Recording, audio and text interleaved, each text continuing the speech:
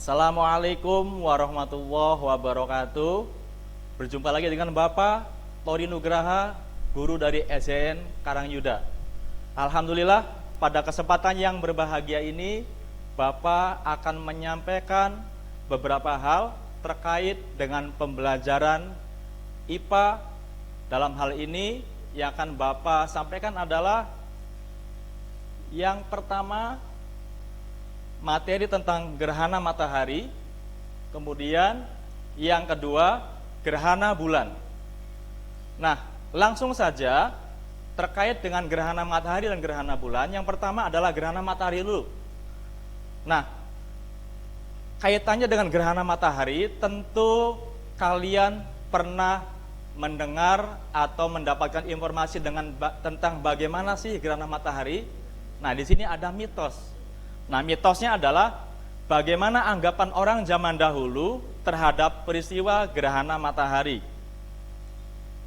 Nah, katanya ketika terjadi gerhana matahari ada yang beranggapan bahwa mataharinya dimakan oleh Buddha.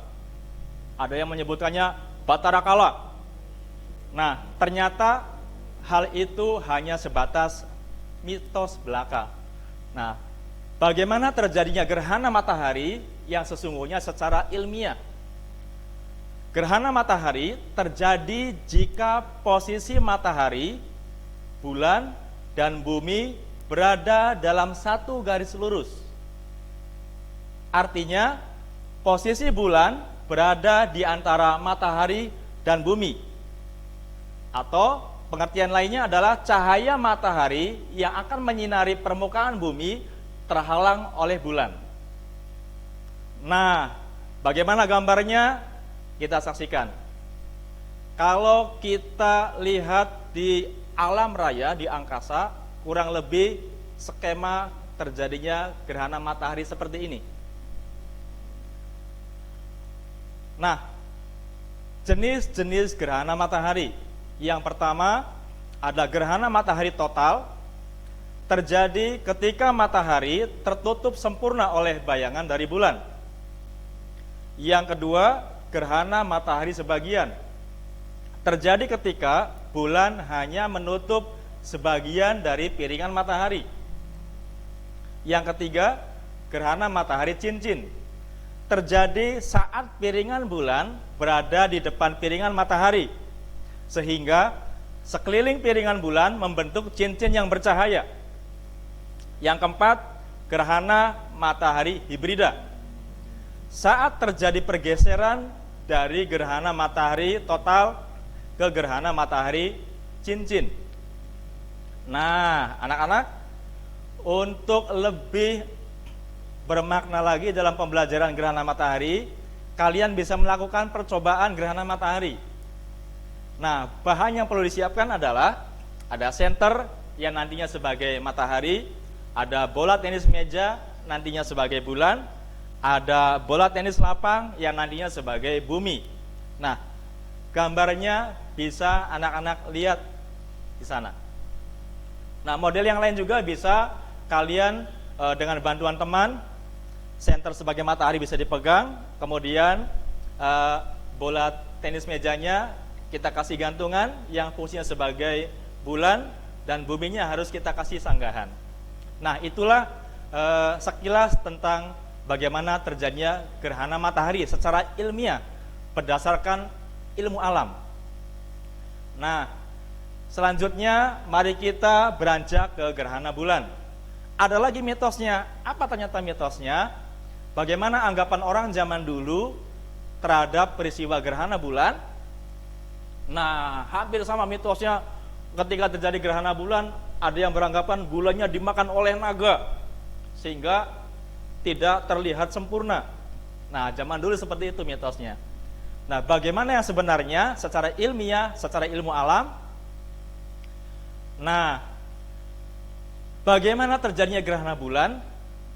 Gerhana bulan terjadi jika posisi matahari, bumi, dan bulan berada dalam satu garis lurus.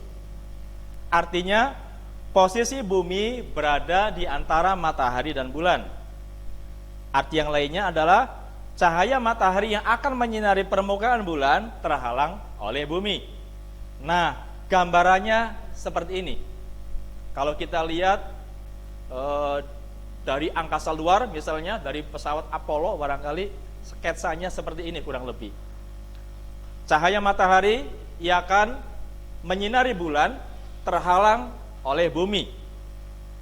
Nah, gerhana bulan juga ada beberapa jenis.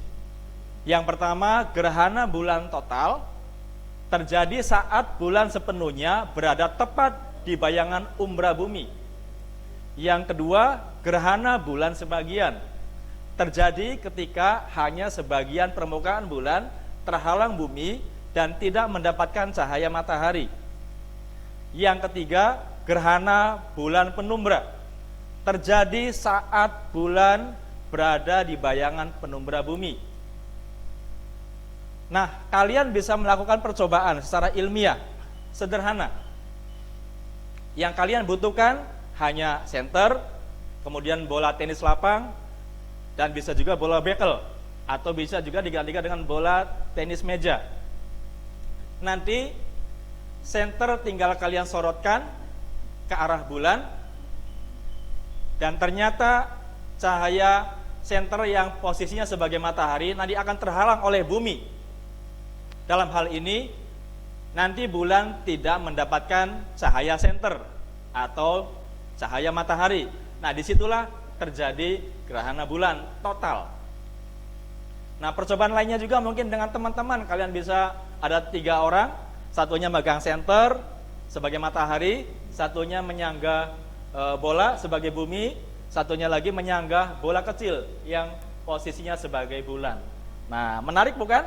Mudah, ilmiah. Itulah skema secara ilmiah bagaimana terjadinya gerhana matahari dan gerhana bulan.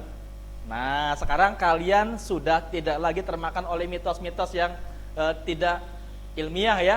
Jadi orang zaman dulu bisa adanya mitos karena belum menggunakan teknologi, belum memberdayakan pengetahuan alam untuk menyingkap tabir alam semesta. Nah, kesimpulannya, gerhana matahari hanya terjadi pada siang hari karena cahaya matahari yang akan menyinari bumi terhalang oleh bulan. Gerhana bulan hanya terjadi pada malam hari karena cahaya matahari yang akan menyinari bulan terhalang oleh bumi. Nah, demikian yang dapat Bapak sampaikan terkait gerhana matahari dan gerhana bulan. Mudah-mudahan walaupun sekilas bisa bermanfaat untuk membuka cakrawala alam semesta yang berkaitan dengan gerhana matahari dan gerhana bulan. Demikian yang dapat Bapak sampaikan. Terima kasih, semoga bermanfaat. Wassalamualaikum warahmatullahi wabarakatuh.